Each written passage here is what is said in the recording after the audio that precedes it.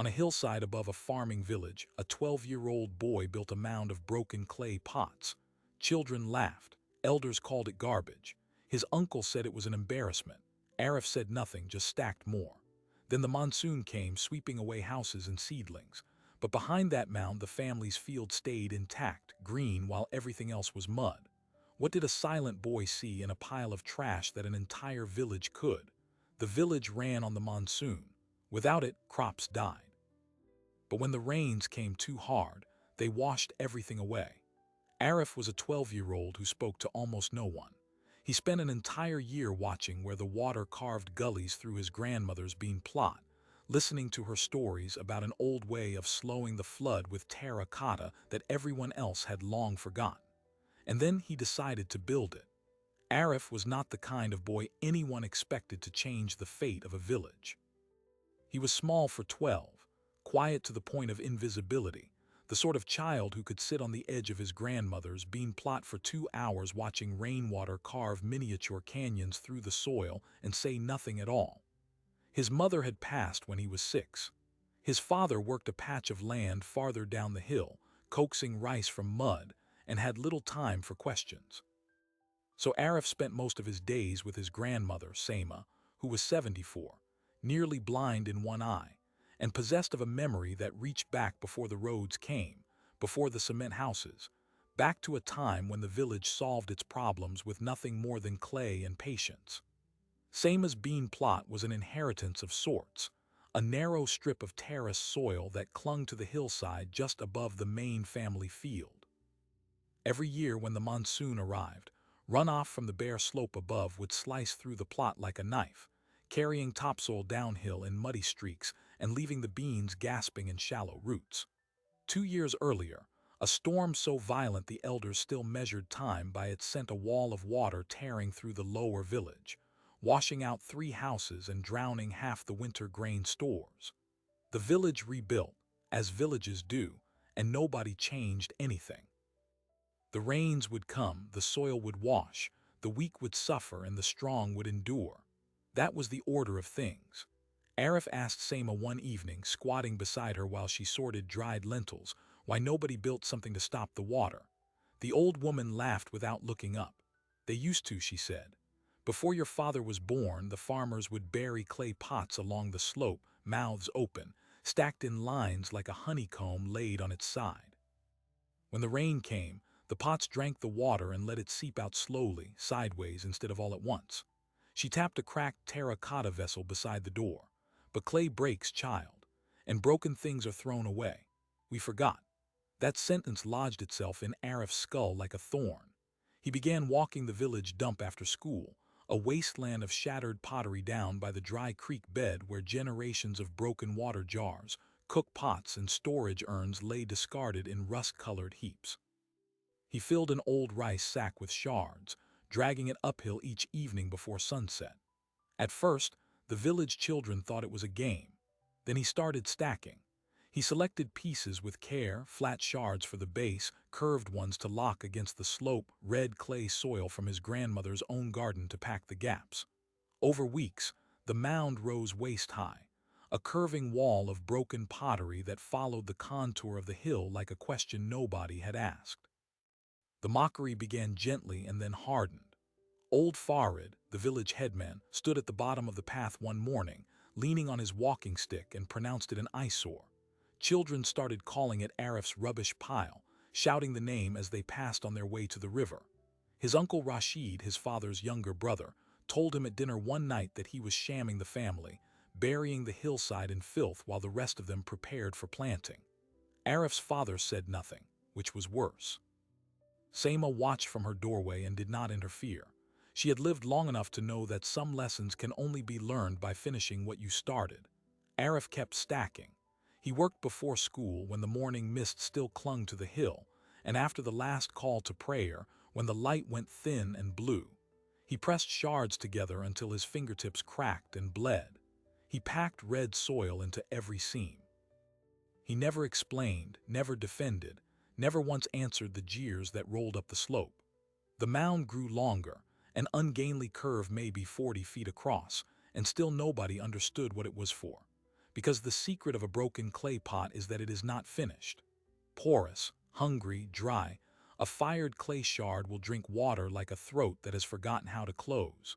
Stack 1,000 of them in the path of a flood, and they will swallow the torrent before it can gather speed.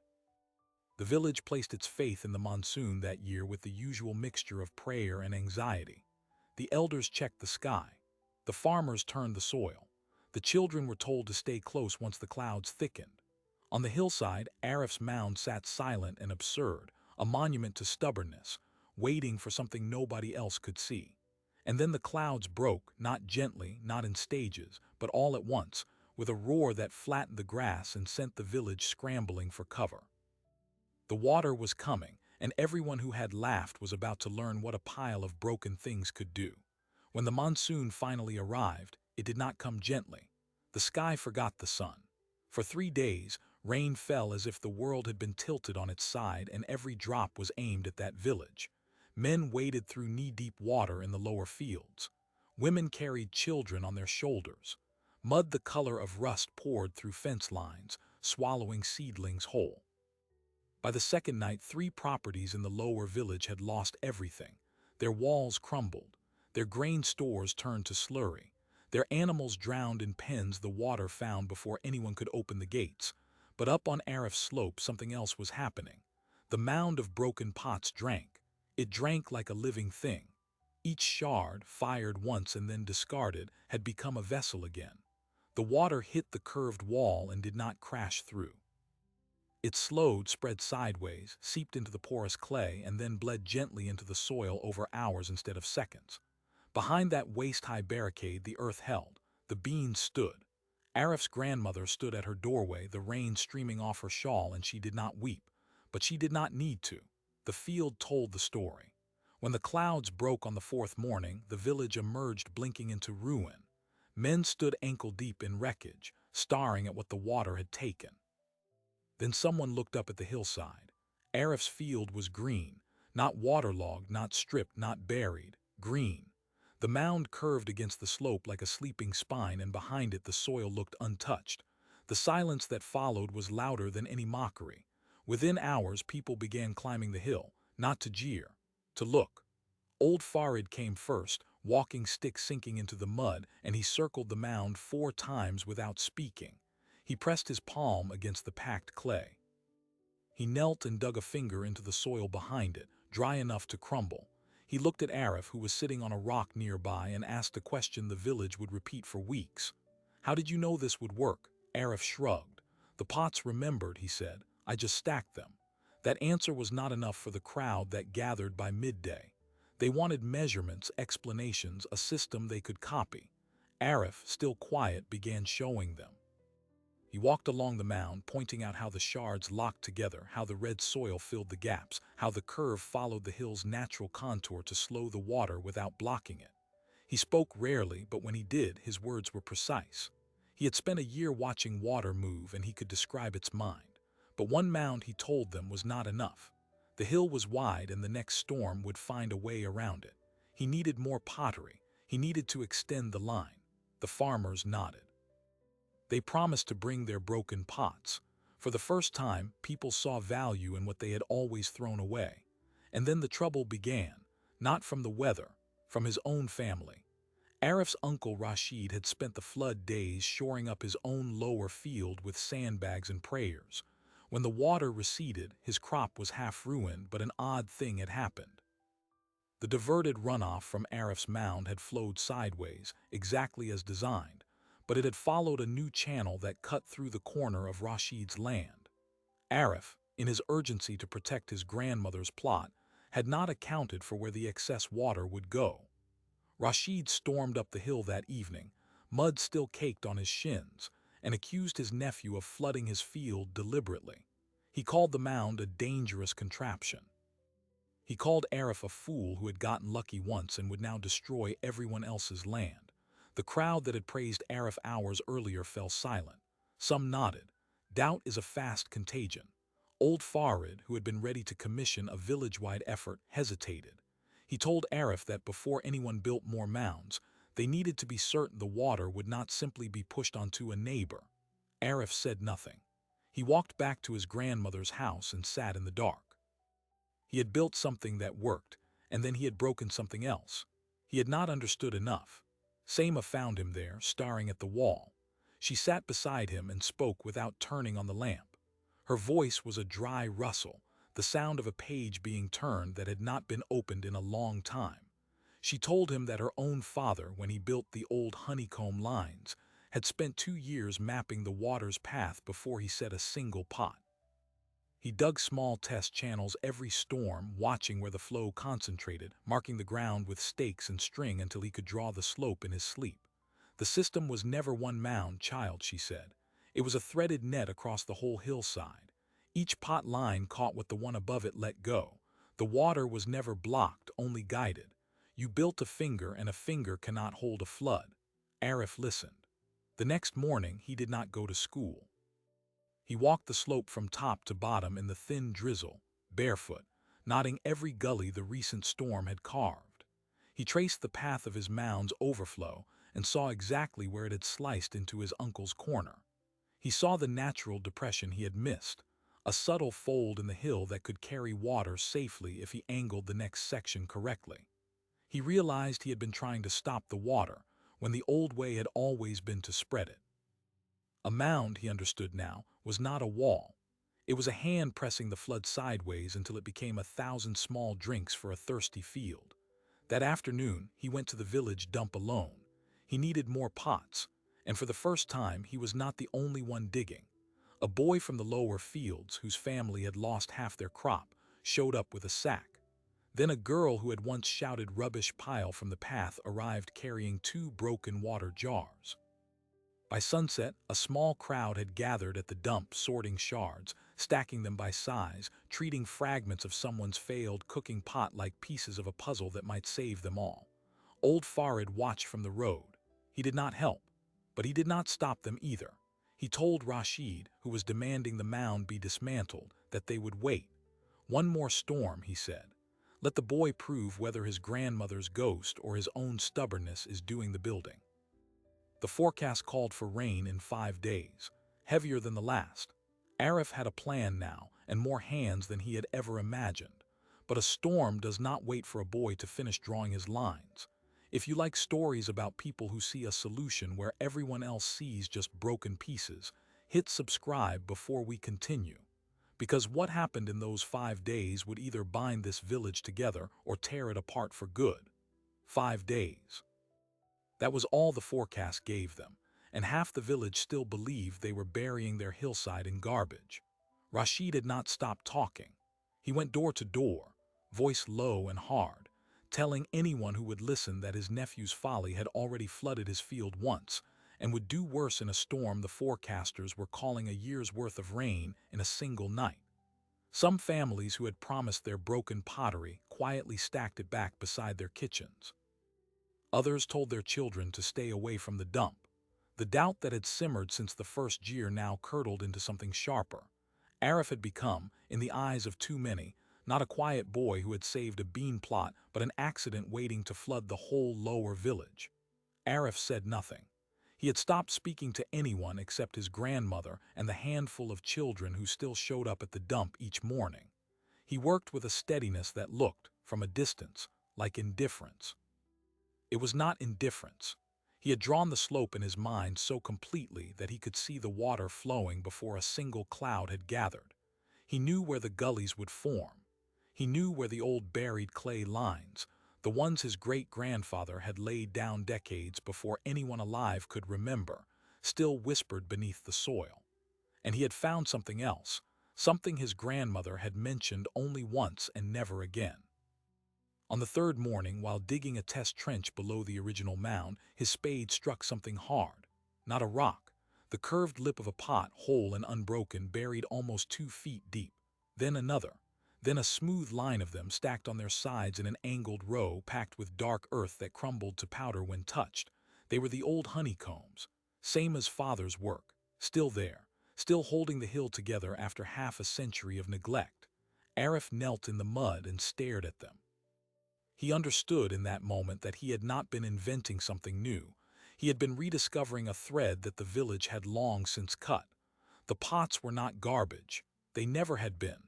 They were a memory buried alive, waiting for someone to remember them. He covered them carefully and marked the spot. He told no one, not yet. If his uncle learned that an ancient system was still intact under the slope, he would use it to argue that the boy's work was redundant, that the old ways were already there and needed no child's interference. But the old lines were only a fragment. They had been designed for gentler rains and a village that no longer existed. The slope had shifted. The new runoff patterns cut differently.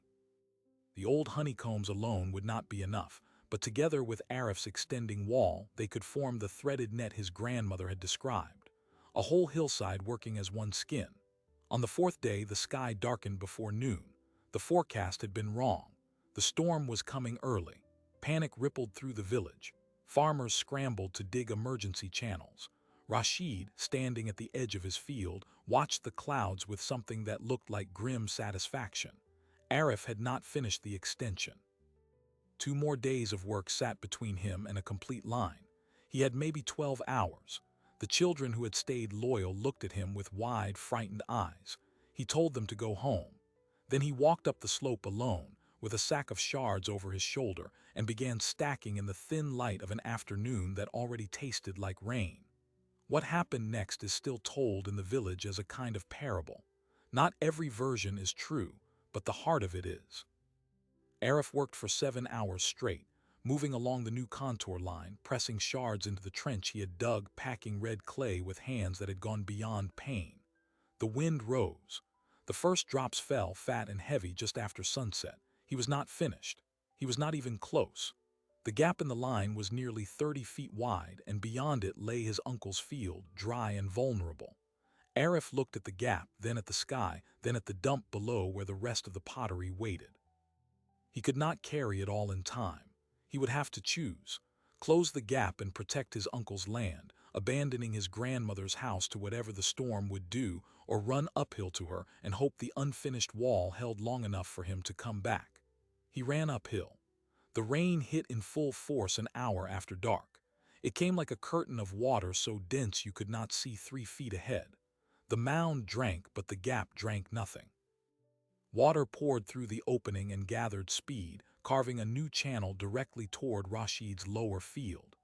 Arif stood at his grandmother's doorway, watching the flood he had failed to contain, and for the first time in months his silence was not patience. It was despair. And then out of the black rain, figures appeared. Children first, the same ones who had once called his mound a rubbish pile. They were carrying pots. Then adults, the ones who had stacked their pottery back beside their kitchens. They had come anyway. Someone had seen the gap. Someone had remembered.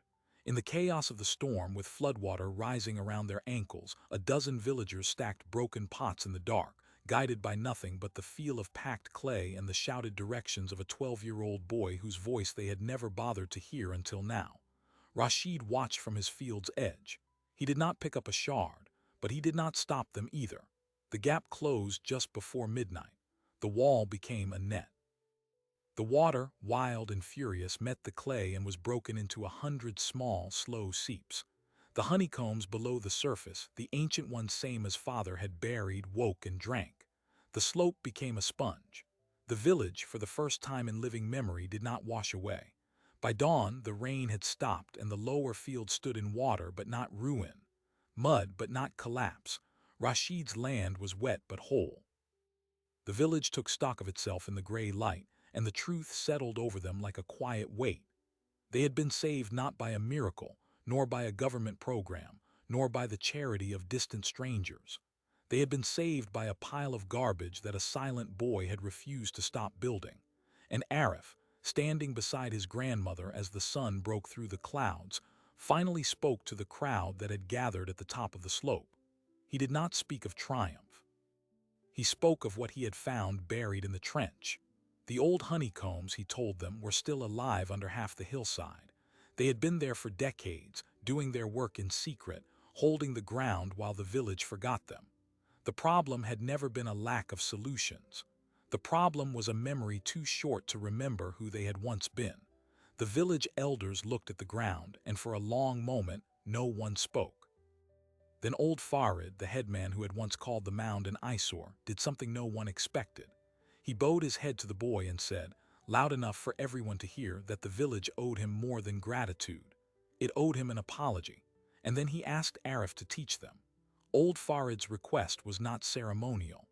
The next morning, a line of 40 villagers stood at the top of the slope, holding shards and shovels, waiting for a 12-year-old to tell them where to dig. Arif did not hesitate.